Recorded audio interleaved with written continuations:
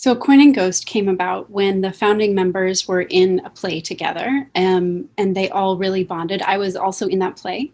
I didn't want to be a part of the company at first because I had already started a theater company when I was younger in New York, and I knew how much work it was, but I loved the people that were involved so much that it sort of, it's it was a non-question at a certain point. It was just I wanted to continue working with these people. I was excited about the vision for the company and the voice, and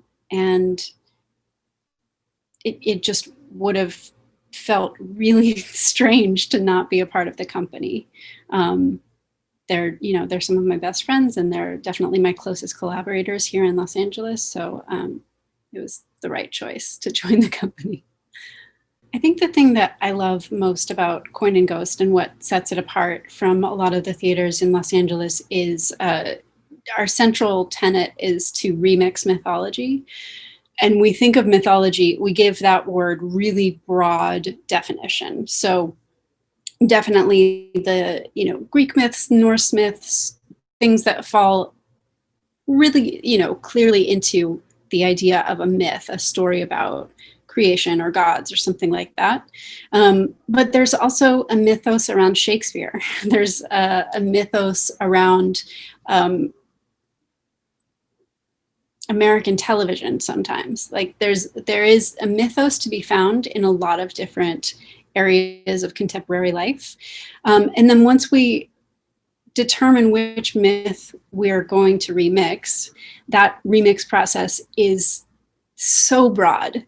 So it's almost, you might not recognize the underlying myth, but it is there. It is part of the DNA of whatever production results from that germ of an idea. And I think it's really, important right now, because I think a lot of the myths that pervade contemporary American culture tell the same stories that we've been telling for a long time in the mainstream. And if we can take a story that everybody is sort of familiar with and make it more universal and really be conscious about who we're including and who we are focusing on, rather than having it be sort of a default straight white man, we can open up to just more voices that that really need to be heard right now. So that's what's most exciting to me, is just giving a new perspective and giving a space for perspectives that haven't had that opportunity as much. It's important that more voices be heard in theater right now, and always, but especially right now, because we need each other.